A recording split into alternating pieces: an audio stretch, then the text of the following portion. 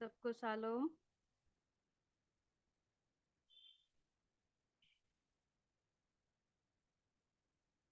आइए हम लोग प्रार्थना में जाएंगे।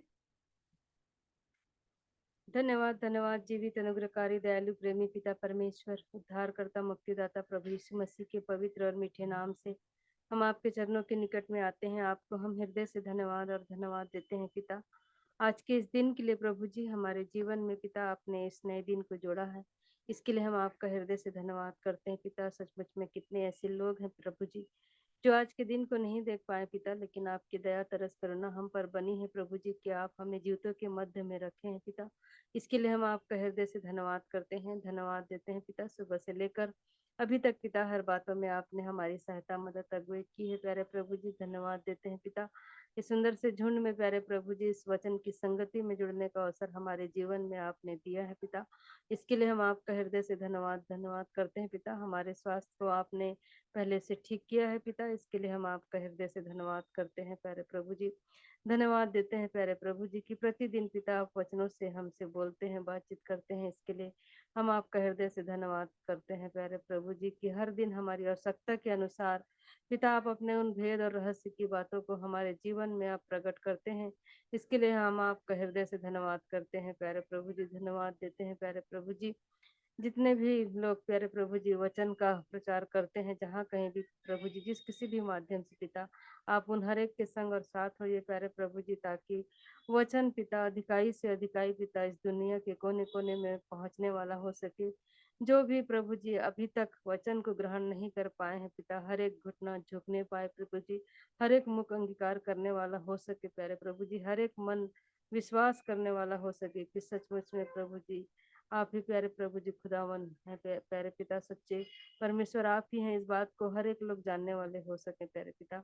हम प्रार्थना करते हैं प्यारे प्रभु जी ये अवसर हमारे जीवन में आप जो है हमें इस वचन को सीखने का, जानने का जो वो अवसर हमारे जीवन में देते हैं, इसके लिए हम आपका हृदय से धन्यवाद करते हैं प्यारे प्रभु जी। जितने लोग भी जुड़ चुके हैं उनके लिए भी हम धन्यवाद देते हैं पिता कि उनके भी मनों में आपने कार्य किया है पिता, ताकि वो अपने समय को आपके लिए दे रहे हैं प्यारे प्रभु जी।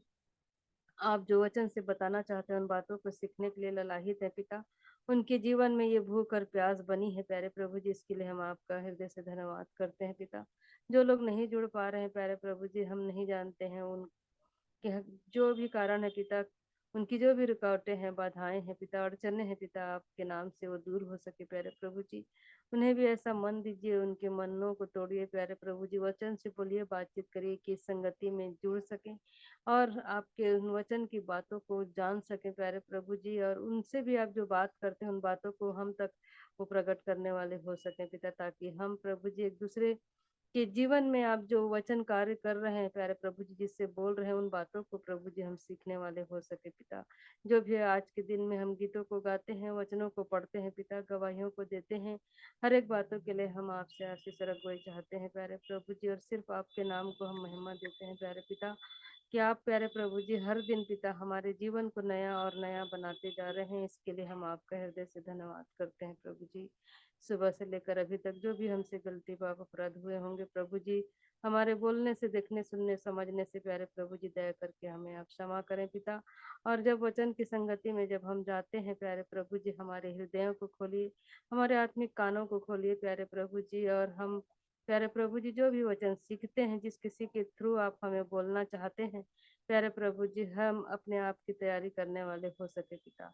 सारा आदर महिमा हम आपको देते हैं पिता, और आगे के समय में अपने आत्मा प्राण देह को आपके हाथों में सौंपते हुए इस प्रार्थना को उद्धारकर्ता मसीह यीशु के नाम से मांग लेते हैं, आमीन। परमेश्वर की महिमा के लिए मैं एक गीत गा लूंगी। आवाज उठाएंगे, हम साज बजाएंगे, हे यीशु महान अपना यह गीत सुनाएंगे। आवाज उठाएंगे, हम साज बजाएंगे, हे यीशु महान अपना यह गीत सुनाएंगे। संसार की सुंदरता में यह रूप जो तेरा ही, इन चांद सितारों में है अक्स तो तेरा ही।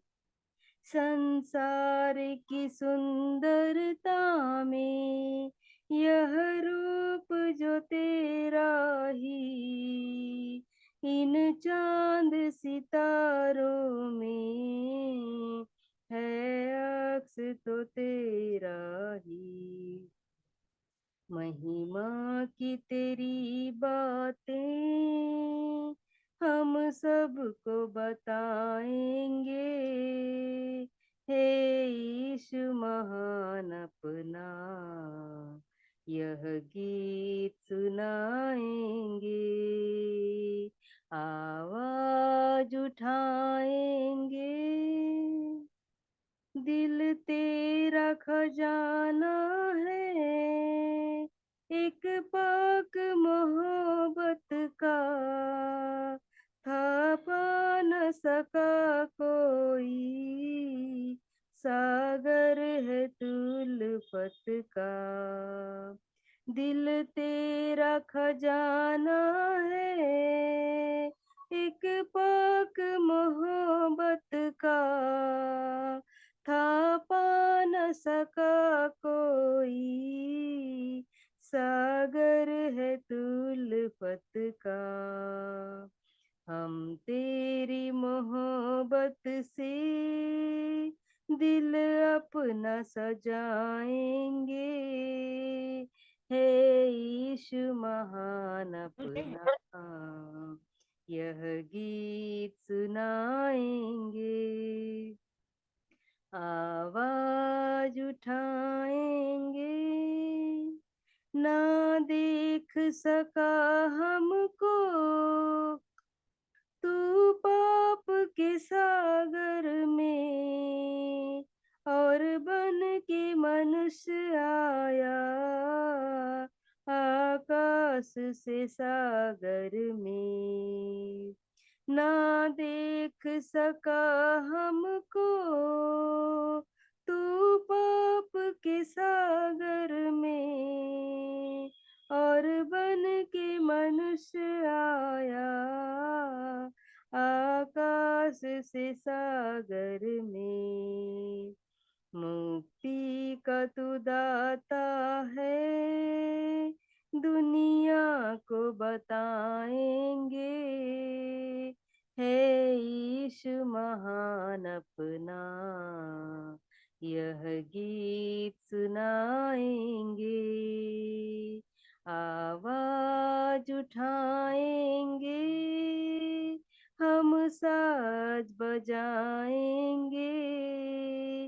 हे यीशु महान अपना यह गीत सुनाएंगे। आवाज उठाएंगे। अभी आप लोगों को भी अवसर है, परमेश्वर की महिमा के लिए आप गीत गा सकते हैं, प्रार्थना भी कर सकते हैं।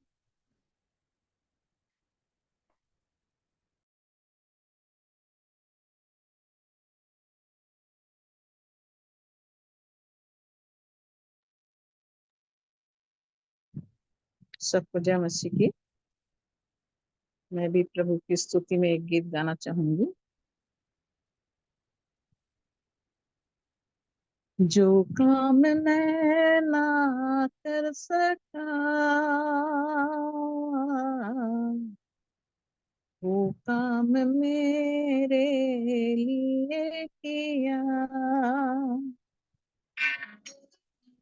जो काम मैं ना कर सका, वो काम मेरे लिए किया। मेरे गुनाहों की सजा, मेरे गुनाहों की अपने ऊपर उसने लिया, जो काम मैं ना कर सका वो काम मेरे लिए किया। उसने मेरे पापों को अपने ऊपर ले लिया, उसने मेरे पापों को अपने ऊपर ले लिया, मेरे पापों के खातिर, मेरे पापों के खातिर कोड़े खाए कुचला गया, कोड़े खाए कुचला गया, जो काम मैं ना कर सका वो काम मेरे लिए किया,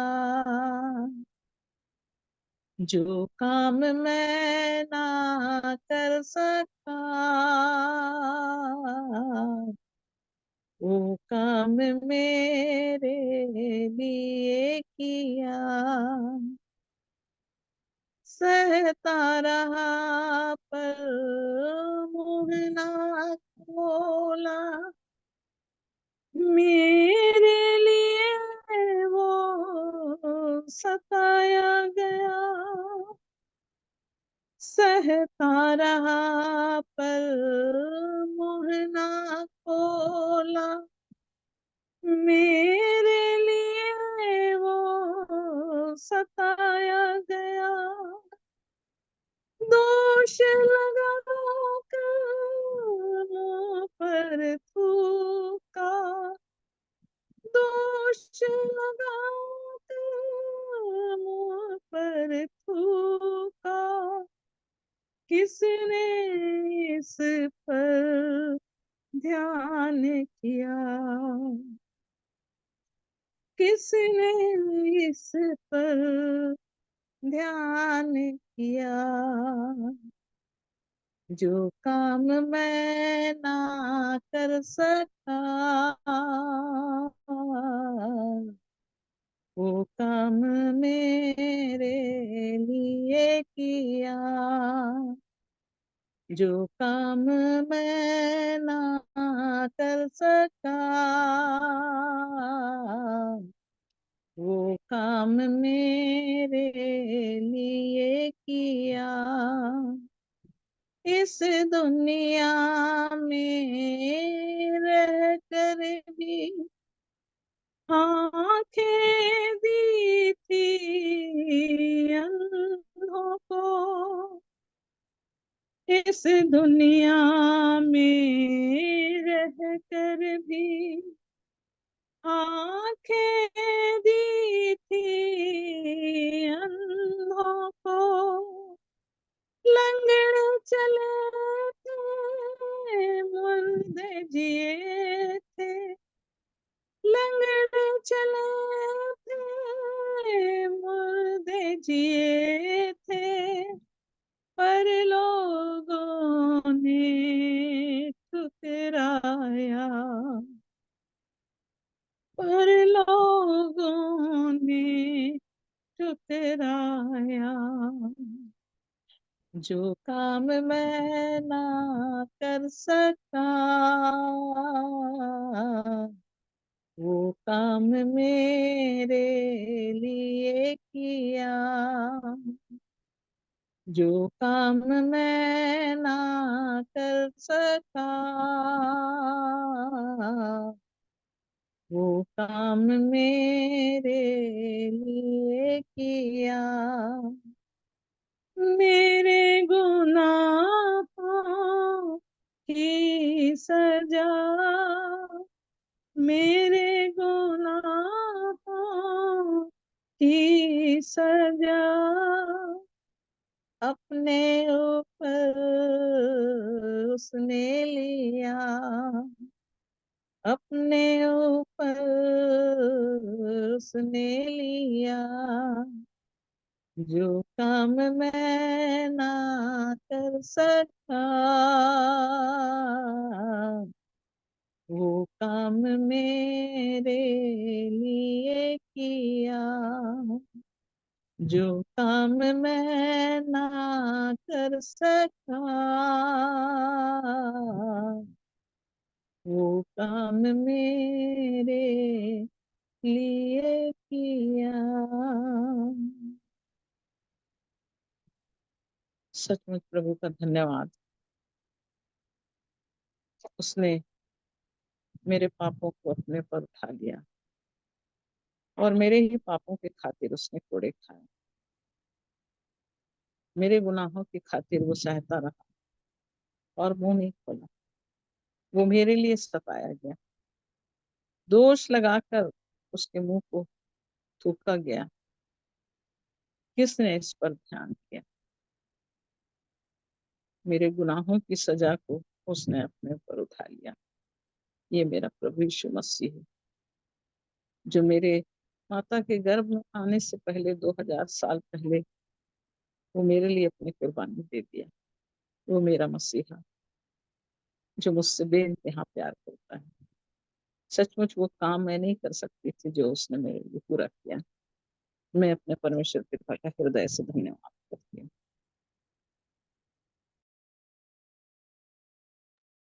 धन्यवाद सुंदर गीत के लिए बेला आंटी को। और भी अभी अवसर है, यदि और भी कोई गीत गाना चाहते हैं या अपनी गवाही शेयर करना चाहते हैं तो अवसर है अभी। सबको जय मसीह की। जय मसीह की। जय मसीह की बहन। पंजाबी वर्ड आप लोग समझते हैं? हाँ, गा सकते हैं, अर्थ बता गीत देना। गीत के बोल अगर पंजाबी समझते हो तो इस गीत को प्रभु के चरणों में रखना चाहूंगी। आइए, अगर ना समझ में आए तो पूछ लीजिएगा, लेकिन मुझे लगता है कि आप सब समझोगे क्योंकि पंजाबी है मीठी बोली और एकदम सरल है। लेखा धर्म राज ने मंगना, लेखा धर्म राज ने मंगना, पाप न कर बंदिया, पाप न कर बंदिया, पाप न कर बंदिया, पाप न कर बंदिया। धर्मराज ने लिहाज नहीं करना, धर्मराज ने लिहाज नहीं करना, पाप न कर बंदिया, पाप न कर बंदिया। सुन बंदिया जदो धर्म अदालत, लेखा तेरा कर सिया। सुन बंदिया जदो धर्म अदालत, लेखा तेरा कर सिया। चंगे मन दे कर्मा दी, जदो हिसाब तेरे अगे धरसिया। धर्मराज ने लिहाज नहीं करना, धर्मराज ने लिहाज नहीं करना, पाप न कर बंदिया, पाप न कर बंदिया, पाप न कर बंदिया, पाप न कर बंदिया। जीवन दा फुल नित नहीं खिलदा, बार बार नहीं अवसर मिलदा। जीवन दा फुल नित नहीं खिलदा, बार बार नहीं अवसर मिलदा। सफल होए ओदा आना जाना, संत सेवा उपकार कमाउना, जेते गुरा देरा विच चलना, जेते गुरा देरा विच चलना, पाप न कर बंदिया, पाप न कर बंदिया, पाप न कर बंदिया, पाप न कर बंदिया, तेरे नाल किसे नहीं चलना, तेरे नाल किसे नहीं चलना, तन मिट्टी दे विच रुलना, पाप न कर बंदिया, पाप न कर बंदिया, पाप न कर बंदिया, पाप न कर बंदिया, लिखा धर्म राज ने मंगना, लिखा धर्म राज ने मंगना, पाप न कर बंदिया, पाप न कर बंदिया। सबको जय मसीह की।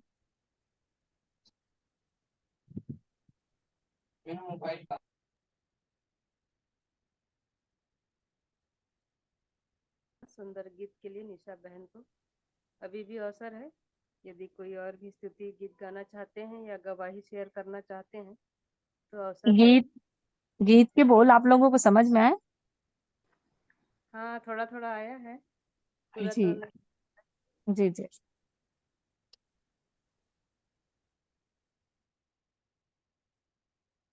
आप सबको सलाम, जय मसीह की। मेरी भी एक छोटा सा गवाही है। बीते दिनों में शेखर नंद चाचा के द्वारा रायपुर में संगति रखा गया था, जिसमें सभी को पहुंचना था और जो समय निकाल सके वो पहुंचे। उसी में मैं भी वहां पहुंचा। मेरे को मालूम नहीं था कहाँ है, कहाँ हो रहा है। खाली नाम सुना था कि इस जगह में, लेकिन मैंने उस जगह को देखा नहीं था। मैंने प्रभु से प्रार्थना किया कि प्रभु मुझे सकुशल वहाँ पहुंचा ताकि मैं आपकी संगति में बैठ सकूं, क्योंकि ये मेरे जीवन की पहली संगति थी जिसमें मैंने सभी से संगति किया और प्रभु के वचनों को ध्यान लगाया। और सचमुच में प्रभु का धन्यवाद कि मैं सकुशल वहाँ पहुँच सका। और मैं बता नहीं सकता कि मैंने वहाँ क्या पाया, क्योंकि प्रभु का अनुग्रह ही है कि हम वहाँ पहुँचे अपने परिवार के साथ और हमने वहाँ संगति में बैठा और प्रभु के वचनों पर ध्यान लगाया और सकुशल वहाँ से अपने निवास स्थान में लौट सके और कहीं पर भी किसी भी प्रकार की कोई असुविधा नहीं हुई। ये प्रभु का धन्यवाद है। धन्यवाद।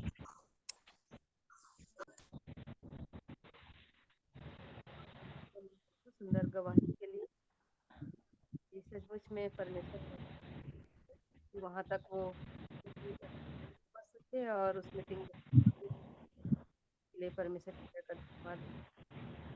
यह अवसर है कि और कोई गवाही देना चाहते हैं।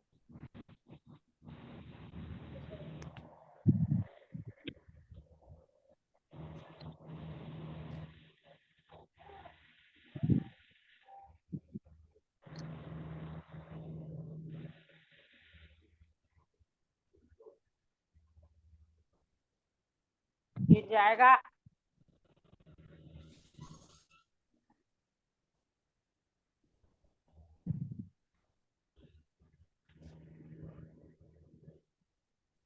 मैं एक प्रार्थना विषय देना चाहूंगी। आज मेरा जो भाई का लड़का है 3 साल का, लोग जानते हैं, शुरू से मैं प्रार्थना निवेदन के लिए देती आई हूँ उसकी आंखों के लिए। आज उसके हाथों में जो है थोड़ा इन्फेक्शन है, जिसके कारण से उसको फीवर आ जा रहा है, कर दिए हैं। लोग उस विषय को प्रार्थना में रखिए कि वो जल्द से जल्द जो है उसको चंगाई मिल सके। जो भी इन्फेक्शन है वो दूर हो सके और उसका जो है ना आ सके, उसको चंगाई मिल सके उस बच्चे को, प्रार्थना करेंगे।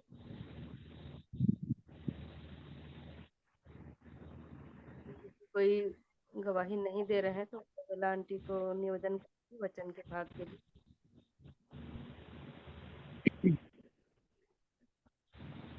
मैंने आज कुछ गीत गाई और उस गीत के विषय में मैं बताना चाहूंगी।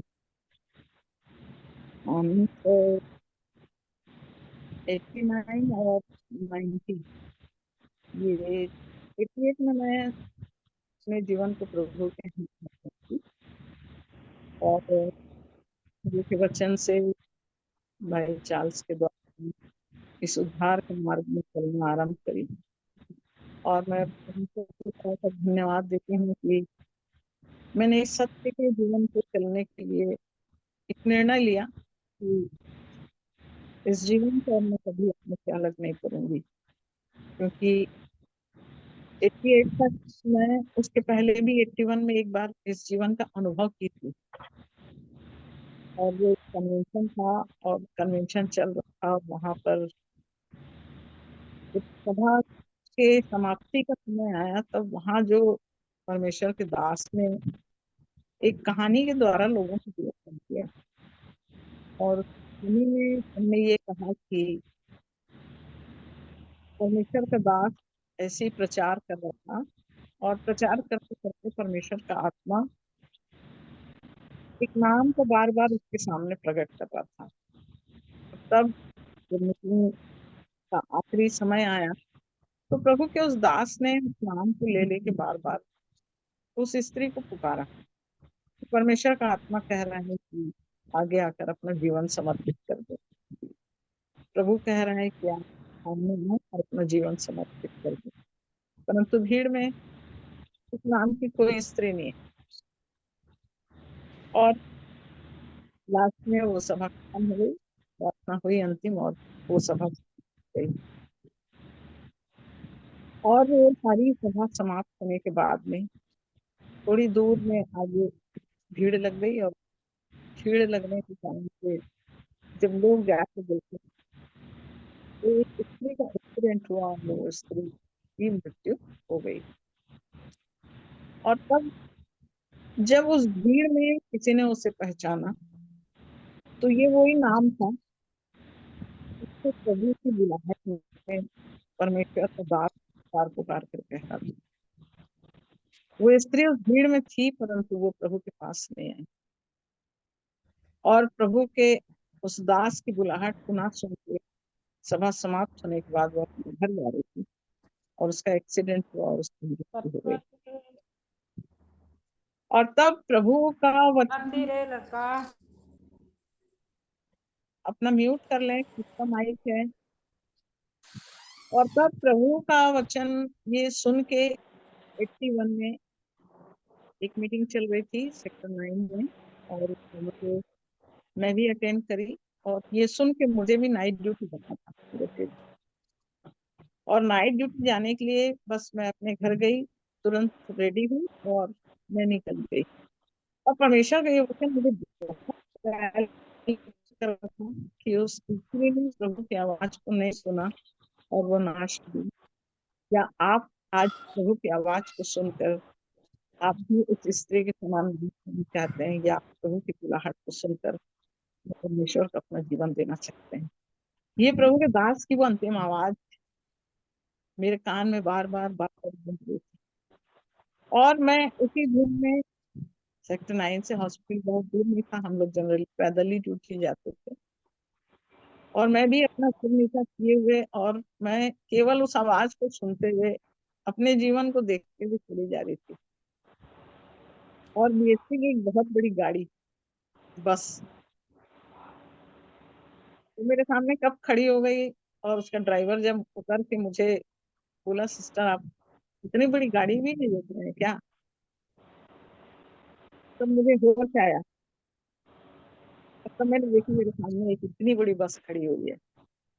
और ये बात मुझे जीवन को झकझोर दिया मेरे लिए कि प्रभु ने मुझे मृत्यु के घाटों में नहीं गिरा दिया, परंतु प्रभु ने मुझे बचा लिया और मैं उस स्त्री के समान यदि आज माफ की जाती तो आज मैं कहाँ जाती।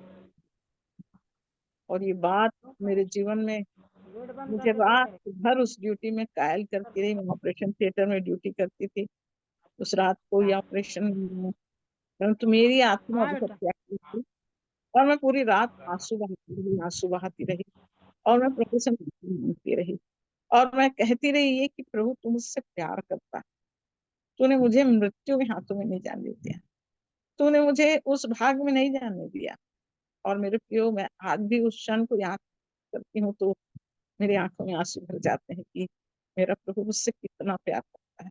वो सच में कैसा प्रेमी परमेश्वर। और तब उसके बाद जब मैं उस पूरी रात मेरे अंदर शांति नहीं थी, मैं रोती रही, आंसू बहाती रही, प्रभु से मांगती रही और अपने जीवन को देखती रही कैसे कैसे जीवन में जी हूँ, कैसी कैसी दशा मेरे जीवन की थी। और वो सब बातों को याद करके कह रही थी प्रभु ऐसी स्थिति में भी तूने मुझे माफ किया, तूने इस चीज को भी माफ किया, प्रभु तूने उस चीज को भी माफ किया। और मैं प्रभु के सामने अपने जीवन को रखती रही और परमेश्वर की दया मेरे जीवन में हुई है करके मैं बहुत इस बात के लिए प्रभु को धन्यवाद भी देती रही कि मैं सच में प्रभु तेरा बहुत धन्यवाद देती हूँ कि मैं तो जानती नहीं थी प्रभु, मैं तो कोई योग्य नहीं थी प्रभु।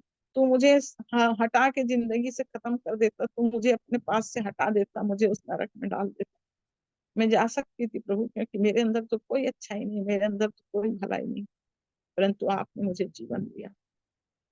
और जैसे ही मैं रात भर ड्यूटी समाप्त करके अपने घर गई और उस टीम में मैं जब टाटा नगर में जॉब कर रही थी तो जिस घर में मैं जाती थी, परिवार एक केरकटा परिवार था, वहाँ के प्रिय लोग मुझे बहुत सहायता करते थे क्योंकि टाटा नगर मेरे लिए अनजान जगह थी। पर एक ऐसे परमेश्वर की योजना में वो परिवार मुझे दिया गया था कि उस घर के हर एक लोग मेरी बहुत सहायता करते थे, मेरी बहुत चिंता करते थे। यहाँ तक कि रात को जैसे मेरी ड्यूटी छूटती थी, नाइट ड्यूटी, तो 10 बजे मुझे अकेले घर नहीं जाने देते थे। वो बच्चे में मुझे लेने के लिए आ जाते थे। नाइट ड्यूटी रहती थी तो वो मुझे हॉस्पिटल तक छोड़ के जाते थे। तो ऐसे ऐसे एक परिवार को प्रभु ने टाटानगर में मुझे दिया था। और उसी परिवार का सबसे छोटा बेटा था जिसने अपने जीवन को समर्पित करके वो उस टीम में आया हुआ था। और परमेश्वर की दया देखिए कैसे होती है। वो बच्चा खोजते खोजते कि दीदी यहाँ है तो मैं दीदी से मिल के जाऊंगा। और वो और एक और भाई हैं पास्टर विजय दास हैं जो आज भी भिलाई में रहते हैं। वो दोनों मिलके सुबह सुबह के बाद भैया भाभी ड्यूटी चले गए थे, बच्चे स्कूल चले गए थे और मेरे आंसू थम नहीं रहे थे, मैं रो ही रही थी और मैं प्रार्थना कर रही थी। और प्रार्थना करते करते अचानक दरवाजे पे दस्तक हुई मेरे प्रिय। और तब उस दस्तक के बाद मैं दरवाजा खोली और मुझे महसूस हुआ कि जरूर प्रभु ने किसी को भेजा है मेरे लिए। और तब परमेश्वर की दया मुझ पर हुई कि वो भाई लोग आए और जैसे ही वो आए तो मेरा आंसू देख के वो समझ गए कि बहन को कुछ हुआ है। बोले दीदी आपके आंसू बता रहे हैं। तो मैं बोली हाँ, मैंने अपना जीवन प्रभु को दे दिया है। और कल रात जो प्रभु के दास बोल रहे थे वो जीवन की बातों को मैं नहीं समझती थी, उस सत्य को मैं नहीं जानती थी, परंतु आज प्रभु ने मेरे जीवन को छू लिया है और मैं नाश नहीं होना चाहती। मैं अपने प्रभु को जीवन को उस सत्य को अपने जीवन में लेकर चलना चाहती हूँ ऐसा करके। तो फिर उन्होंने मेरे साथ जो वचन शेयर किया मेरे प्रियो, याकूब उसका दूसरा अध्याय और उसके 19 पद से उसको मैं पढ़ूंगी आप लोग के सामने। जिस वचन ने मेरे जीवन में काम किया, याकूब और उसका दूसरा अध्याय और उसके 19 से 26 पद तक। तुझे विश्वास है कि एक ही परमेश्वर है, तू अच्छा करता है। दुष्ट आत्मा भी विश्वास रखते और थरथराते हैं। पर हे निकम्मे मनुष्य, क्या तू यह भी नहीं जानता कि कर्म बिना विश्वास व्यर्थ है। जब हमारे पिता अब्राहम ने अपने पुत्र इसहाक को वेदी पर चढ़ाया तो क्या वह कर्मों से धार्मिक न ठहरा था। अतः तूने देख लिया कि कि विश्वास ने उसके कामों के साथ मिलकर प्रभाव डाला है और कर्मों से विश्वास सिद्ध हुआ और पवित्र शास्त्र का यह वचन पूरा हुआ। अब्राहम ने परमेश्वर पर विश्वास किया और यह उसके लिए धर्म गिना गया और वह परमेश्वर का मित्र कहलाया। इस प्रकार तुमने देख लिया कि मनुष्य केवल विश्वास ही से नहीं वरन कर्मों से भी धर्मी ठहरता है। वैसे ही राहाब वेश्या भी जब उसने दूतों को अपने घर में उतारा और दूसरे मार्ग से विदा किया तो क्या कर्मों से धार्मिक न ठहरी? अतः जैसे देह आत्मा बिना मरी हुई है वैसे ही विश्वास भी कर्म बिना मरा हुआ है। और जैसे ही ये वचन उन्होंने पढ़ाया तो इस 19 पद को मैंने अपने जीवन में देखा कि तुझे विश्वास है कि एक ही परमेश्वर है, तू अच्छा करता है। और ये वचन मैं विश्वास करती हूँ, एक ही परमेश्वर है करके मैं विश्वास करती हूँ। परंतु उसके आगे लिख रहा है दुष्ट आत्मा भी विश्वास रखते और थरथराते हैं। और जब ये वचन प्रभु का मैं पढ़ी मेरे प्रियो, तब मुझे यहाँ पर महसूस हुआ कि मेरे विश्वास रखने से कुछ नहीं होता। उससे ज्यादा विश्वास कौन रख रहा है? दुष्ट आत्मा। दुष्ट आत्मा भी विश्वास रखते और थरथराते हैं। मनुष्य थरथराता नहीं है, मनुष्य के जीवन में नहीं है। मनुष्य को कोई डर और कोई भय नहीं है परमेश्वर का। मनुष्य अपनी मन मर्जी जैसा इच्छा होता है वैसा करता है। परंतु यहाँ पर परमेश्वर को वचन कर रहा है कि दुष्टात्मा विश्वास रखते और थरथराते हैं। मतलब दुष्टात्मा जो है वो थरथराते हुए विश्वास करता है परमेश्वर पर।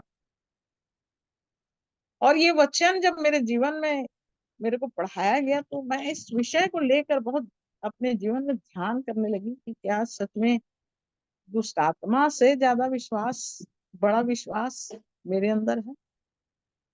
क्या थरथराता हुआ विश्वास मेरे अंदर है? और यहाँ पर मैं अपने आप को क्लियर पाई मेरे प्रिय। तब 20 पद में कह रहा है पर हे निकम्मे मनुष्य। अब मनुष्य क्या है? निकम्मा है। तब मैंने जाना कि मैं कौन हूँ? मैं तो निकम्मा मनुष्य हूँ। यहाँ लिखा है कि क्या तू यह भी नहीं जानता कि कर्म बिना विश्वास व्यर्थ है? और यहाँ पर फिर मेरे सामने एक प्रश्न आ गया कि कर्म बिना विश्वास व्यर्थ है। क्या तू ये नहीं जानता? तो मैं तो नहीं जानती थी इस बात को। मैं तो अपनी मर्जी की मालिक थी, अपने मर्जी के अनुसार जी रही थी। जो मुझे अच्छा लगता वो कर रही थी, जो मेरे को इच्छा होती थी मैं वो करती थी, जैसा मुझे चाहिए मैं वैसा चलती थी। तो मुझे तो नहीं मालूम था। और ये बात सच है, जबकि मैं बचपन से बहुत धार्मिक थी, बहुत बाइबिल पढ़ती थी, बहुत परमेश्वर की संगति में रहना, ये सब चीजें मुझे बहुत अच्छा लगता था। पर उसके बावजूद मैं इस बात को नहीं जानती थी, मैं अनजान थी इस बात से। पर यहाँ पर कह रहे हैं कि हे निकम्मे मनुष्य, क्या तू यह भी नहीं जानता कि कर्म बिना विश्वास व्यर्थ है? अब कर्म बिना विश्वास कैसे व्यर्थ है, इस चीज को आगे बताया कि हमारे पिता अब्राहम ने अपने पुत्र इसहाक को वेदी पर चढ़ाया। परमेश्वर ने जब अब्राहम से कहा कि तू अपने इकलौते पुत्र को वेदी पर चढ़ा, तो क्या था? ये काम था जो परमेश्वर उसको करने के लिए बोल रहा था। और ये काम अर्थात आज्ञाकारिता, परमेश्वर ने उसको आज्ञा दिया और अब्राहम को उस आज्ञा को पूरा करना था। तो ये आज्ञा मानना था और परमेश्वर इसी चीज से प्रसन्न होता है। और तब यहाँ लिख रहा है कि अब्राहम अपने अपने पुत्र इसहाक को वेदी पर चढ़ाया तो क्या वह कर्मों से धार्मिक न ठहरा था? अतः तूने देख लिया कि विश्वास ने उसके कामों के साथ मिलकर प्रभाव डाला। तब मुझे मालूम हुआ कि सिर्फ विश्वास करने से कुछ नहीं होगा। यदि मैं जीवन भर बोलती रहूंगी हाँ मैं विश्वास करती हूँ, प्रभु यीशु मसीह पर विश्वास करती हूँ, मैं जानती हूँ प्रभु यीशु मसीह उद्धार करता है, मैं जानती हूँ प्रभु यीशु मसीह परमेश्वर वो उद्धार करने के लिए जगत में आया था, परंतु यदि मैं काम जो उसकी आज्ञा है यदि मैं उसको नहीं मानूंगी तो मेरा विश्वास करना व्यर्थ हो जाएगा। और इसलिए कह रहा है कि पवित्र शास्त्र का यह वचन पूरा हुआ, अब्राहम ने परमेश्वर का विश्वास किया और यह उसके लिए धर्म गिना गया। हम धर्मी कब होंगे? जब अब्राहम के समान जो आज्ञा परमेश्वर ने अब्राहम को दिया, जब उस काम को अब्राहम ने पूरा किया तो वो उसके लेखे में उसके लिए धर्म गिना गया। यदि हम सिर्फ विश्वास है विश्वास है विश्वास बोलेंगे तो विश्वास से कुछ नहीं होगा। विश्वास के साथ कर्म है, कर्म के बिना विश्वास अधूरा है बोलता। और यहाँ पर इस बात को बता रहा है कि कर्म करने के लिए अब्राहम ने क्या किया, बेटे को बलिदान किया, चढ़ाया बलिदान तक। तब परमेश्वर उसको, उसके लिए परमेश्वर की दृष्टि में वो धर्म गिना गया। और जब वो इस काम को करता है अब्राहम, परमेश्वर पर विश्वास, इस रीति से विश्वास वो कर्म के साथ जब अब्राहम पूरा करता है तो लिखा है यह उसके लिए धर्म गिना गया और वह परमेश्वर का मित्र कहलाया। उत्पत्ति में हम देखेंगे कि मित्रता कैसी होती है, परमेश्वर अपनी मित्रता को अब्राहम से कैसे निभाया। जब हम आज्ञा मानना चालू करते हैं, परमेश्वर की इच्छा के अनुसार, परमेश्वर की इच्छा के अनुसार चलते हैं और परमेश्वर के कामों को अपने जीवन में पूरा करते हैं, तब जैसे परमेश्वर ने अब्राहम के लिए उसके विश्वास को धर्म ठहराया और उसके साथ साथ वो उसकी मित्रता को पूरा किया, इसी प्रकार तुमने देख लिया कि मनुष्य केवल विश्वास से नहीं वरन कर्मों से भी धर्मी ठहरता है। और यहाँ पर आगे फिर लिखा हुआ है कि वैसे ही राहाब वेश्या भी, जब उसने दूतों को अपने घर में उतारा, जब राहाब वेश्या जो रहती है और वो दूत जब परमेश्वर इजरायली लोगों को वहां भेजता है तो वो अपने घर में उनको उतारती है, उनको छिपाती है, क्योंकि वहां के लोग उनको ढूंढ रहे थे ताकि उनको मार डाले। परंतु वो देखी कि इजराइल के लोग हैं तो वो परमेश्वर के दूत के समान है और इसलिए वो उनको अपने घर में जगह देती है और अपने घर में जगह देके उनको छिपाती है। और उसके बाद जब वो लोग ढूंढ लेते हैं, नहीं मिलते हैं, उसके बाद दूसरे दिन उनको उनके मार्ग में विदा करती है। और इस कारण से कि परमेश्वर के काम को उसने आज्ञा मानने के द्वारा पूरा की, तो राहाब वेश्या को भी बचाया गया, उसके काम से वो धर्मी ठहराई गई। क्योंकि राहाब बोला गया था कि जब हम आएंगे युद्ध करने के लिए तो तू उस घर में लाल डोरी लगा देना, हम उस घर के किसी को भी नहीं मारेंगे, हम उस घर के सब लोगों को निकाल के हम अपने साथ लेके जाएंगे। और राहाब उसी कारण से, उस काम के कारण से धार्मिकता उसके जीवन में ठहराई गई। तो ये बात परमेश्वर की इच्छा में विश्वास करने के लिए हमारे जीवन की आवश्यकता है कि कर्म के साथ हमको अपने जीवन को चलाना है, कर्म के साथ हमको।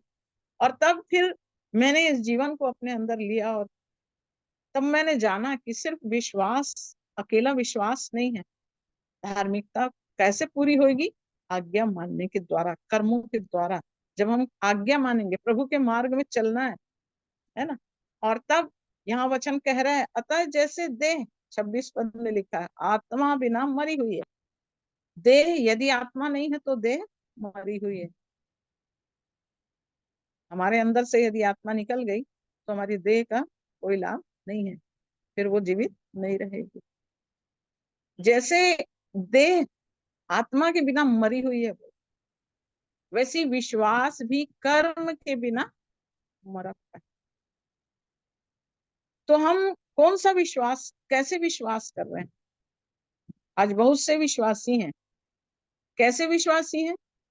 चर्च जा रहे हैं, बराबर चर्च जा रहे हैं, बराबर दान दे रहे हैं, प्रार्थना कर रहे हैं, धार्मिकता का चोला ओढ़े हुए हैं, विश्वास कर रहे हैं, विश्वास के साथ कर रहे हैं, परंतु उनके जीवन में क्या चीज नहीं है।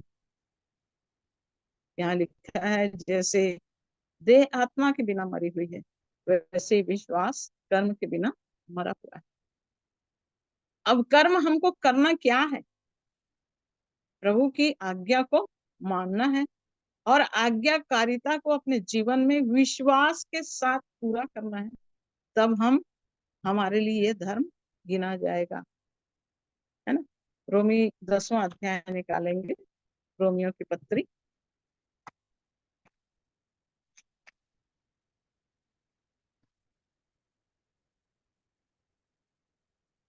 दसवां अध्याय उसके 8 पद से। परंतु वह क्या कहती है, यह कि वचन तेरे निकट है, तेरे मुंह में और तेरे मन में। यह वही विश्वास का वचन है जो हम प्रचार करते हैं। यहाँ कह रहा है कि वचन तेरे निकट है। आज वचन हम सबके पास है, परमेश्वर का वचन हमारे जीवन में है, निकट है, हम सबके घरों में है, परमेश्वर का वचन है। परंतु आज परमेश्वर के वचन को कितने लोग जानते हैं? आज कौन है जो परमेश्वर के वचन को जानता है? और जानने के लिए क्या, यहाँ क्या कह रहा है, तेरे मुंह में और तेरे मन में। आज बहुत से ऐसे लोग हैं मेरे प्रियो, जिनको पूरा बाइबल कंठस्थ है। वो आपके सामने बोलते जाएंगे, वचन को बोलते जाएंगे, पर आप जब वचन के साथ जीवन टैली करोगे तो उनका जीवन वैसा नहीं रहेगा। आज लोग, बहुत से ऐसे लोग हैं, मैं जानती हूँ मेरे इस एरिया में आज बहुत से ऐसे लोग, बहुत से पास्टर पादरी भी हैं, बहुत से प्रचारक लोग जो जीवन का संदेश देते तो हैं, परंतु स्वयं का जीवन उस योग्यता में नहीं है। और इसलिए परमेश्वर के वचन के अनुसार कैसा विश्वास, सिर्फ विश्वास करना काम नहीं चलेगा, अधूरा है। उसके साथ साथ हमको कर्म करना है। और तब ये कह रहा है कि यही विश्वास का वचन है जो हम प्रचार करते हैं। क्या प्रचार? यदि तू अपने मुंह से यीशु को प्रभु जानकर अंगीकार करे। क्या करना है सबसे पहले? यदि हम विश्वास करते हैं तो हमको सबसे पहले क्या करना है?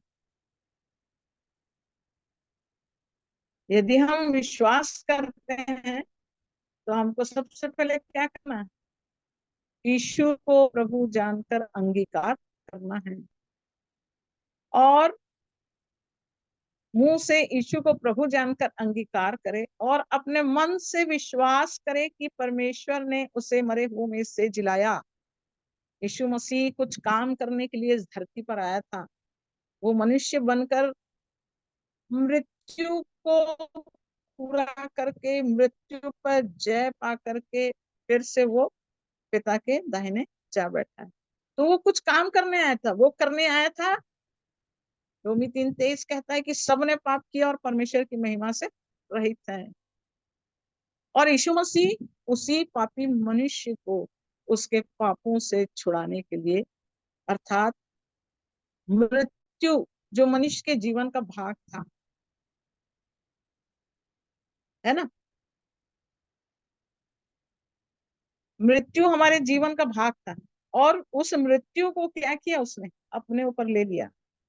तो यीशु को प्रभु जानकर अंगीकार करे। यीशु, रोमी 1, मत्ती 1:21 में पढ़ेंगे।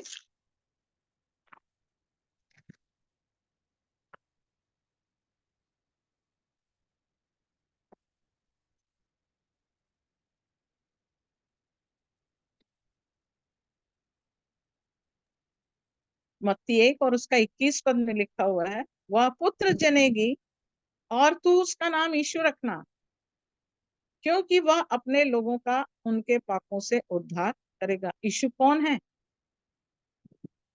अपने लोगों का उनके पापों से उद्धार करने वाला। यीशु को क्या करना है? यहाँ कह रहा है यीशु को, अपने मुंह से यीशु को प्रभु जानकर अंगीकार कर। हमको यीशु को क्यों अंगीकार करना है, क्यों मानना है? क्योंकि यीशु जो है वो पापों से उद्धार करने वाला है, वो उद्धार करता है। इसलिए हमको अंगीकार करना है, हमको ये काम अपने जीवन में करना है। और क्या लिखा है? और अपने मन में विश्वास करे कि परमेश्वर ने उसे मरे हुओं में से जिलाया, तो तू निश्चय उद्धार पाएगा। तो सचमुच में यीशु मसीह को कैसे मरे हुओं में से जिलाया? रोमी 8 के 11 पद में, यदि उसी का आत्मा जिसने यीशु को मरे हुओं में से जिलाया तुम में बसा हुआ है, तो जिसने मसीह को मरे हुओं में से जिलाया, वह तुम्हारी नश्वर देहों को भी अपने आत्मा के द्वारा जो तुम में बसा है जिलाएगा। यीशु मसीह को मरे हुओं में से जिलाने वाला कौन है? आत्मा है, जिसने उसको जीवित किया। इसलिए वो क्या है? वो प्रभु है। यीशु को क्या जानना है? हमको एक मनुष्य नहीं जानना है। पौलुस कहता है यदि तुम उसको शरीर में जानते हो तो अब से उसको ऐसा नहीं जानना। वो शरीरधारी होके आया था जरूर, पर वो शरीर नहीं है। वो परमेश्वर है, वो प्रभु है, वो राजाओं का राजा है, वो प्रभुओं का प्रभु है। तो तुम उसको एक मनुष्य के रूप में हर मत जानना। वो उद्धार करने के लिए मनुष्य बन के आया था, सिर्फ वो उद्धार करने के लिए मनुष्य का रूप लिया था। तो उस यीशु को क्या, यीशु को प्रभु जानना है और क्या अंगीकार करना है? अपने मन में विश्वास करे कि परमेश्वर ने उसे मरे हुओं में से जिलाया, तो तू निश्चय उद्धार पाएगा। ये काम हमारे जीवन में जब पूरा होता है कि उद्धारकर्ता के रूप में जब हम प्रभु यीशु मसीह को अपने जीवन में अंगीकार करते हैं, तब हमारे जीवन में परमेश्वर का जीवन आरंभ होता है। तब हमारा जीवन कर्म बिना विश्वास व्यर्थ है। यदि हम सिर्फ मुंह से शब्दों से विश्वास करते हैं, बोलेंगे, तो वो विश्वास अधूरा है। आज बहुत से लोग विश्वास करते हैं प्रभु यीशु मसीह पर और वचन भी बोलते हैं, वचन भी सुनाते हैं, वचन की बातें भी करते हैं। बहुत से ऐसे धर्मी लोग हैं, परंतु अंगीकार आज एक मनुष्य के जीवन में नहीं है कि मैं पापी मनुष्य हूँ, मेरे पापों का उद्धार करने के लिए मेरा प्रभु यीशु मसीह आया और मैं पापों से छूटना चाहता हूँ, इसलिए मैं यीशु मसीह को अपना जीवन समर्पित करता हूँ। और तब यहाँ कहता है, क्योंकि धार्मिकता के लिए मन से विश्वास किया जाता है। धार्मिकता तभी पूरी होगी जब हमारे मन के अंदर वो जीवित विश्वास उत्पन्न होगा, है ना। तो ये विश्वास कैसे होगा? रोमी 10 के 17 पद में कहता है, अतः विश्वास सुनने से और सुनना मसीह के वचन से होता है। विश्वास सुनने से होगा और सुनना मसीह के वचन से। आज यदि वचन को हम सुन रहे हैं और यदि वचन को हम अपने अंतर मन में धारण कर रहे हैं, जैसे कल इंदिरा बहन उस बात को बता रही थी कि आशीष भाई इस मीटिंग में बता रहे थे कि आत्मा, पानी और लहू, तो कैसे आत्मा और पानी और लहू जीवन का एक आरंभ कैसे होता है? परमेश्वर का आत्मा यीशु मसीह के लिए, मरियम के लिए क्या बोला? और परमेश्वर का आत्मा तुझ पर उतरेगा, पवित्र आत्मा की सामर्थ तुझ पर छाया करेगी और तब वो पुत्र उत्पन्न होगा। पानी क्या है? पानी परमेश्वर का वचन है, परमेश्वर का वचन है ये जल। स्त्री से कह रहा था प्रभु यीशु मसीह, यदि तू परमेश्वर के वरदान को जानती तो मैं तुझे वो जल देता जिससे तू फिर कभी प्यासी नहीं होती। और वो पानी हमारे जीवन के अंदर जाएगा। इसलिए यूहन्ना के 2 अध्याय में काना नगर में जो पहला आश्चर्य कर्म किया प्रभु यीशु मसीह ने, वो क्या था? दाखरस खत्म हो गया था और तब प्रभु यीशु मसीह ने क्या कहा? मटकों को पानी से मुहामुह भर दो। और जब भर दिए तो बोले ठीक है, अब ले जा, याजक के पास ले जा। और जब वो प्रधान के पास लेके जाते हैं पानी को, तो वो पानी क्या होता है? दाखरस बन गया। और तब वो लोग पूछते हैं कि लोग तो पहले अच्छा दाखरस देते हैं और जब छक जाते हैं तब मध्यम देते हैं, तो तूने अच्छा दाखरस अभी तक कैसे छिपा के रखा हुआ? ये दाखरस कहाँ से आया? ये प्रभु यीशु मसीह ने उस जल को क्या बनाया था? दाखरस बनाया। जीवन का जल ये वचन है। ये वचन जब हमारे अंदर भरता जाएगा हम मटके के समान, हमारा जीवन मटके के रूप में, जब हमारे जीवन में ये वचन भर जाएगा, भर जाएगा, मुँह मुँह भरना बोला है, इसको भरते जाना। और उसके बाद जब परोसने के लिए बोला, तब क्या हुआ, वो दाखरस बन गया। जब यीशु मसीह बोलेगा, जब जा परोस दे, जा प्रधान के पास ले जा, तब वो दाखरस बना। उसके पहले तक वो पानी था मेरे प्रिय। किसी को नहीं मालूम था कि वो कहाँ से आया, वो तो सिर्फ पानी भरने बोला। तो ये वचन जब हम इसको सिंपल रीति से लेते जाएंगे, परंतु जब परमेश्वर इसको अपने कार्य के लिए इस्तेमाल करेगा, तब ये दाखरस बन के बाहर निकलेगा, तब ये दूसरों को मीठा लगेगा, तब हमारे जीवन से ये काम। तो परमेश्वर का वचन यहाँ पर इसी बात को कह रहा है कि विश्वास सुनने से और सुनना मसीह के वचन से होता है। तो आज हम वचन को किस रीति से सुन रहे हैं? हमारे मन के अंदर विश्वास से बैठ रहा है क्या वचन? और यदि मन के अंदर वचन नहीं बैठा, तो आगे भी वो कार्य दाखरस के रूप में बदलना नहीं होगा। तो हमारे को ये पानी को बदलना है। पहले हमको पानी को अपने अंदर लेना है, और पानी जब अंदर जाएगा, और उसके बाद तीसरी चीज है वो यीशु मसीह का लहू, जो क्रूस पर उसने अर्पण किया है, वो यीशु मसीह का लहू, वो पानी जो कन्वर्ट होता है, वो धीरे से यीशु मसीह के लहू से उद्धार में परिवर्तित होता है। एक मनुष्य के जीवन में वहां से उद्धार चालू होता है, और लहू जो है वो एक शरीर का रूप धारण करता है। जब पानी और लहू मिल जाते हैं और उसकी क्रिया आरंभ हो जाती है, तब वो एक देह का रूप धारण करता है। तब मेरे अंदर यीशु का रूप बढ़ना चालू होता है, और अंश अंश उस तेजस्वी रूप में फिर वो हमको बदलते जाता है। तो यहाँ पर जब तक अंगीकार नहीं होगा, जब तक परमेश्वर का वचन हमारे जीवन में विश्वास के साथ नहीं जाएगा, जब तक मेरा जीवन उस कर्म को, अपने पापों का अंगीकार करने वाली बात जब तक मेरे जीवन में नहीं आएगी, तब तक हम इस कार्य को पूरा नहीं कर सकते। क्योंकि धार्मिकता के लिए मन से विश्वास किया जाता है, और उद्धार के लिए मुंह से अंगीकार किया जाता है। तो आज हमारी धार्मिकता कैसी है? अब्राहम के लिए उसकी धार्मिकता कौन सी, कब कब गिनी गई, कब गिना गया वो धर्म, कब गिना गया, धार्मिकता कब गिनी जाएगी? जब विश्वास करने के साथ साथ परमेश्वर के वचन को वो मान के पूरा किया। उसने वो बच्चे को लिया, लकड़ी लिया, है ना, आग लिया, सब कुछ लिया, और 3 दिन यात्रा करके वो उस मोरिया पहाड़ पर पहुंचा। और पूछ रहा है, बेटा इसहाक पूछ रहा है कि हमारे पास लकड़ी भी है, हमारे पास आग भी है पिताजी, लेकिन बलिदान का मेमना कहाँ है? तो इब्राहिम ने क्या कहा? परमेश्वर स्वयं उसका इंतजाम करेगा। और सचमुच में परमेश्वर उसका इंतजाम करता है।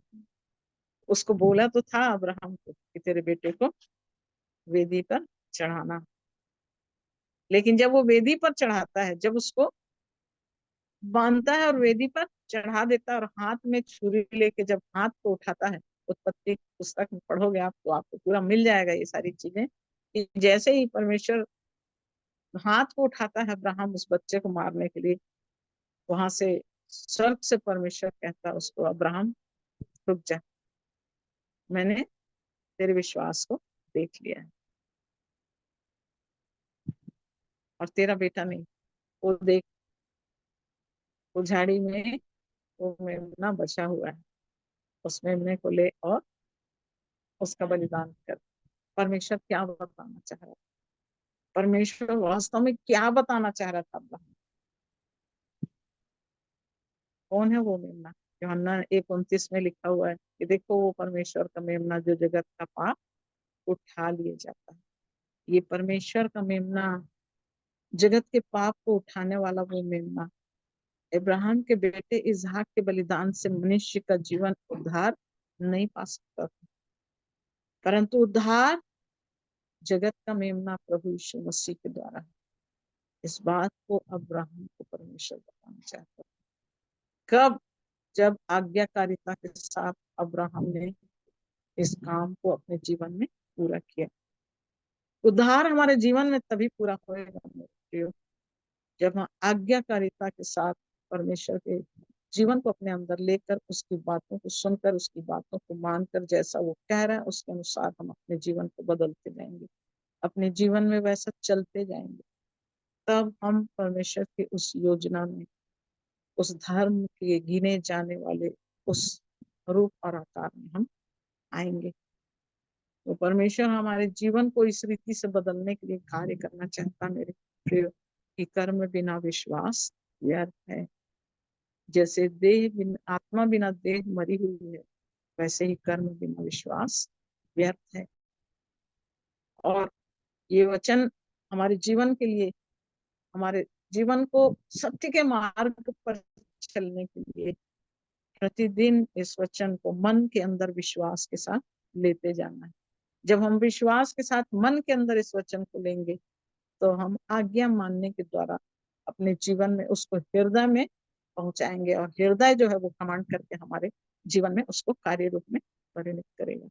तो हमको परमेश्वर के वचन को सिर्फ सुनना नहीं है, हमको परमेश्वर के वचन को सिर्फ सुन के से हम विश्वास कर रहे हैं, विश्वास कर रहे हैं, ये नहीं सोचना है, परंतु विश्वास के साथ हमको चलना भी है, वचन को अपने जीवन में पूरा भी करना है। और यही बातों को लेके जब मैं अपने जीवन में आगे बढ़ रही थी मेरे प्रियो, 88 में जीवन मैंने पाया, और 89 मेरे जीवन के लिए बहुत कठिन समय आया, जब मेरे स्पाइन में बहुत तकलीफ होने लगी मुझे। और ये जीवन पाने के बाद में क्योंकि मैं इस प्रभु के जीवन को लेकर चल रही थी, और मैं अकेली थी, और मेरे साथ कोई प्रभु के जीवन मार्ग में मुझे चलाने वाला कोई शिक्षक भी नहीं था, कोई अगुवा नहीं था। और उस समय काफी मैंने, शायद इक्के दुक्के लोग भी होंगे जो उस जीवन के मार्ग को जानते रहे होंगे, और मैं इस जीवन को जानी मेरे प्रियो, 81 में मैंने इस जीवन को जाना। और तब मेरे जीवन में ये तकलीफ आई कि मेरे परिवार में जिस भाई और भाभी के साथ रहते थे मेरे प्रियो, मेरे जीवन में मसीह को अंगीकार करने के कारण बहुत बड़ा दुख आया। वो सताव मेरे जीवन में आना चालू हुआ, और उस सताव के कारण से मेरी अपनी भाभी मुझे इस रीति से तकलीफ दी, इस रीति से मुझे एक दिन ऐसे ही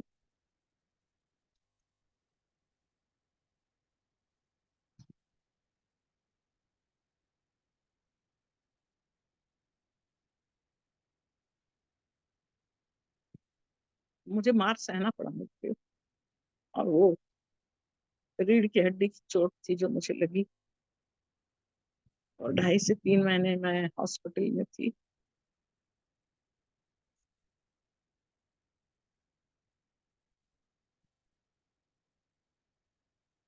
डॉक्टर ने तो पुलिस केस कर दिया था, परंतु चूंकि मैंने प्रभु को जान लिया था, मैंने सत्य को जान लिया था, जब पुलिस आई हॉस्पिटल में उससे बयान लेने के लिए, मेरे भीतर केवल मेरे प्रभु का प्रेम,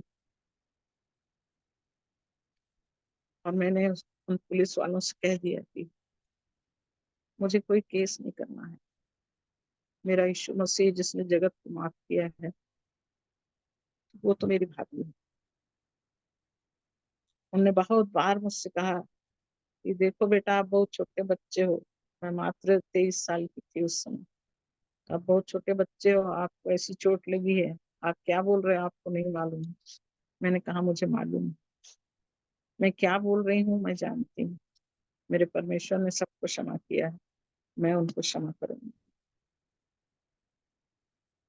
हाँ मेरे प्रियो, ये परमेश्वर की दया का फल है कि उसने मेरे जीवन में जब काम आरंभ किया, तो मेरे जीवन में कष्ट और तकलीफों को आते हुए मैंने देखा, परंतु मैंने प्रभु प्रेम को इन वचनों के द्वारा जो पाया था, मैंने उनको माफ किया, मैंने उनको दिल से माफ किया। और मेरे प्रियो, अभी 1.5 वर्ष हुआ है उनको इस पृथ्वी से वो चली गई, लेकिन सारे जीवन मैं उन तकलीफों को उनके माध्यम से सहती रही। मैं परमेश्वर का धन्यवाद देती हूँ बहुत कष्ट और तकलीफ उनके जीवन में आई। कई बार हार्ट का ऑपरेशन करना पड़ा, परंतु मेरे मन में कभी नहीं आया, कभी नहीं आया कि इन्होंने मुझको इतना सताया है तो मैं इनकी सेवा क्यों करूं। मेरे हॉस्पिटल के सारे लोग जानते हैं और सारे लोग इस बात को भी भली भांति जानते हैं कि वो इसको सताती है और ये उसकी सेवा करती है। ये मेरा परमेश्वर का प्रेम है मेरे प्रिय, जो मेरे प्रभु ने मुझे दिया था। और उसके कारण से 89 में मुझे उस सर्जरी से गुजरना पड़ा। स्पाइन की सर्जरी मेरी हुई और उस समय परमेश्वर ने बहुत सुंदर सुंदर वचनों से मुझसे बातें किया। कभी और समय होगा तो मैं उन वचनों को भी आप लोग के सामने रखूंगी। जब हम परमेश्वर की इच्छा पर चलते हैं, उसकी आज्ञा मानते हैं, तो यूं ही हमें वो जीवन नहीं मिलता मेरे प्रियो। यीशु मसीह ने हमको जीवन देने के लिए कीमत चुकाया है। हमें भी कुछ कीमत चुकाना है, तब हम उस महिमा के पिता के पास, जो कीमत चुका के यहाँ से गया है, जो हमारे लिए जगह तैयार कर रहा है, तभी हम भी उस जगह पर पहुंचने के लिए इस पृथ्वी पर रहते हुए कुछ कीमत को चुकाना पड़ेगी। और वो कीमत क्या है? यीशु मसीह ने दुख उठाया, दे दे के रहने के दिनों में वो दुख उठा उठा कर आज्ञा माननी सीखी। जब आप प्रभु के पीछे चलेंगे मेरे प्रियो, तो दुख आएगा, कष्ट आएगा, तकलीफें आएंगी, और यही हमको मसीह में आज्ञाकारी बनाती। यही बातें मुझको प्रभु के और प्रेम से जोड़ती चली गई। और मैं जानती हूँ कि मैं आज जो प्रभु में एक परिपक्वता की स्थिति में, इसलिए क्योंकि मैंने उन सब स्थितियों में, उन सब बातों में अपने प्रभु के प्रेम को कभी भी अपने जीवन से अलग नहीं हुई। मैं बनी रही 88 से लेके आज तक। मेरा एक ही प्रॉमिस कि प्रभु, चाहे सारी पृथ्वी छूट जाए, चाहे कोई मनुष्य मेरा साथ दे नहीं दे, मेरे अपने मुझे अलग कर दें, परंतु प्रभु मैं आपसे कभी अलग नहीं, मैं अपने आप को आपसे कभी अलग नहीं करूंगी। और मेरे प्रियो, ये धन्य आशा जो प्रभु ने मुझे दिया, उसके कारण मैं आज तक अपने प्रभु के साथ बनी हुई हूँ। और ये उसकी बड़ी दया का फल है कि मेरी कोई अच्छाई या कोई भलाई या कोई कोई अच्छा काम नहीं, ये सब कुछ नहीं है मेरे प्रियो। मैं तो अधर्मी, पापी और अपराधी, उसने मेरे लिए अपना लहू बहाया, उसने मुझे मोल लेकर छुड़ा लिया। तो आइए हम भी सब, कर्म के बिना विश्वास व्यर्थ है, जैसे परमेश्वर का वचन कहता है, हम सब भी अपने जीवन में उन कर्मों के साथ, उस विश्वास योग्यता में हम अपने परमेश्वर के साथ साथ चलते और बढ़ते जाएं। आइए हम प्रार्थना करेंगे। और निशा बहन, आप हैं? जी आंटी। बहन, आप अंतिम प्रार्थना करेंगे। इसके जी पहले आंटी। यदि कोई कुछ चाहता है तो अवसर है, और यदि कोई नहीं बोलेगा तो फिर निशा बहन प्रार्थना करेंगे। एजीएल के लिए प्रार्थना करेंगे, अभी जो विषय दी हूँ। भाई फल मिल जाए, तेरे चक्कर में मिल गया।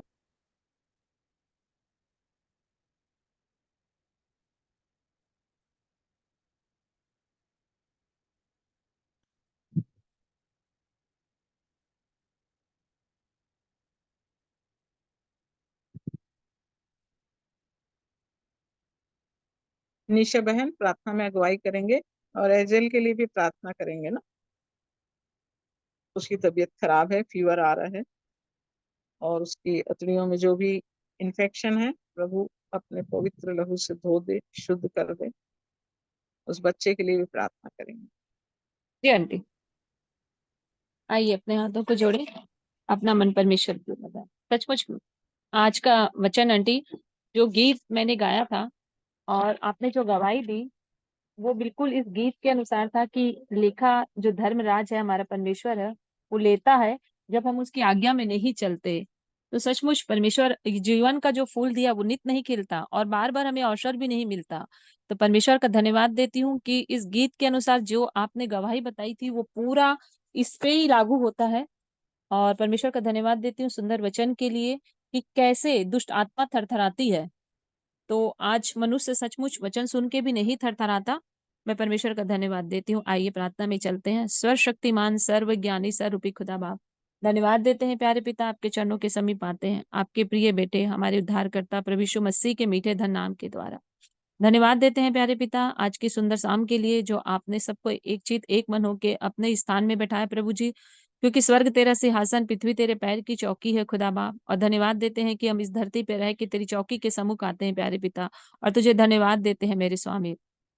आज के सुंदर वचनों से आपने हमें नवाजा प्रभु जी, कि कैसे दुष्ट आत्माएं थरथराती है परंतु मनुष्य तेरे वचन सुन के भी नहीं थरथराता और मन को नहीं फिराता। सचमुच प्रभु जी, आज वचनों के द्वारा आपने हमसे बातचीत की, उसके लिए धन्यवाद देते हैं। बेलांटी के लिए धन्यवाद देते हैं कि आपके वचन की गहराई को जब बताते हैं प्रभु जी, सचमुच वो वचन दो धारी तलवार हमारे आर पार गुदे को छेदता है प्रभु जी। जो वचन से हम नहीं जानते प्रभु जी, उस वचन से हमें अवगत कराता है प्रभु जी, कि कैसे वचन को हम सुने और वचन हमारे हृदय की पट्टी में लिखे और हमारी बुद्धि में वास करे और वही वचन हमारे गले का हार बने प्रभु जी। तू चाहता है मेरे खुदा बाप, लेकिन मनुष्य अपना मन संसार की ओर लगाता है खुदा, तेरे वचन की ओर नहीं। आज हमने ये सुना प्रभु जी, कैसे हम कर्म के द्वारा धर्मी ठहरे, ये भी हमने जाना प्रभु जी, कि कैसे एक वेश्या प्रभु जी आपके दूतों को अपने घर में पनाह दी प्रभु जी, और वो सचमुच अपने कर्मों के द्वारा प्रभु जी उसने उद्धार को पाया, और उस लाल डोरी के कारण प्रभु जी वो बचाई गई जो अपने घर की और सामने लगाई रही थी। उसी प्रकार हमने सीखा है प्रभु जी, कि कैसे यीशु मसीह के लहू को अपने दरवाजे में चौखट में लगाना है प्रभु जी। जब अंत का समय आएगा मेरे खुदा बाप, जब बाइबल में लिखा है कि कैसे जब महामारी आई थी तो उस लहू के द्वारा लोग बचाए गए थे, उसी तरह प्रभु जी आज हम अपनी देह आत्मा प्राण में जीवित लहू का छाप लगाते हैं प्रभु जी। सचमुच प्रभु जी, ये देह आत्मा प्राण तेरी स्तुति करे, तेरी महिमा करे, क्योंकि ये देह तो नाश हो जाएगी प्रभु जी, लेकिन आत्मा तूने बचाई है, क्योंकि अपना अपनी आत्मा हम पर डाली है मेरे खुदा बाप। उस बच्चे के लिए प्रार्थना करते हैं प्रभु जी जो बुखार है।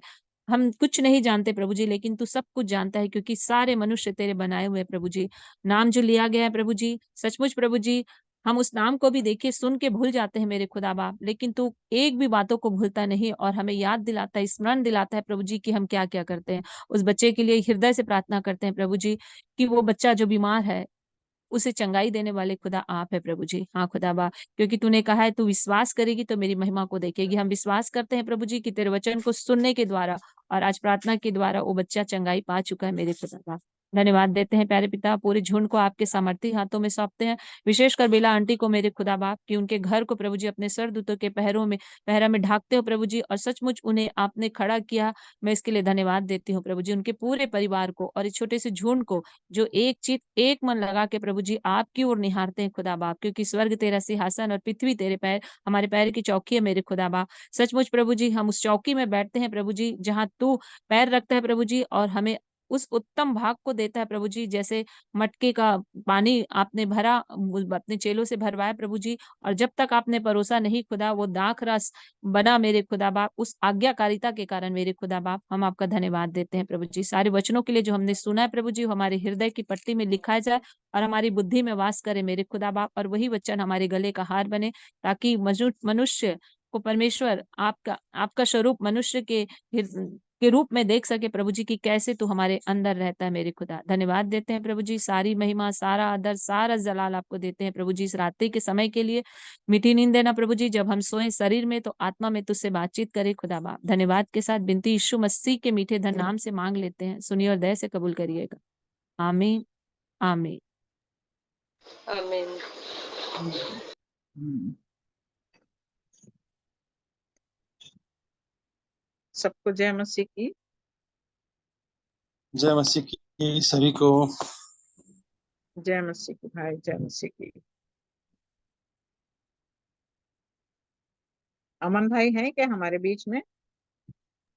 नहीं है, आप मीटिंग कर दिए। अच्छा ठीक है, तो कल फिर से हम मिलेंगे शाम 7 बजे, और प्रार्थना का समय होगा। जो प्रिय लोग प्रार्थना करना चाहते हैं, 7:30 के बाद से हम अपनी मीटिंग आरंभ करेंगे। तो कल फिर से मिलेंगे हम लोग। यदि कोई कुछ बोलना चाहते हैं तो अभी अवसर है, बोल सकते हैं। इंदिरा सिस्टर नहीं है आज? इंदिरा सिस्टर है कि नहीं? आज नहीं जुड़े हैं। अच्छा, नहीं जुड़ी है। बीच में देखी थी मैं इंदिरा सिस्टर। नहीं है ना, मेरा बहन है।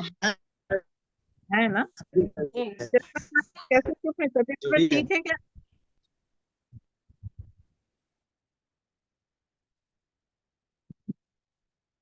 वो चुप नहीं रहती हैं क्योंकि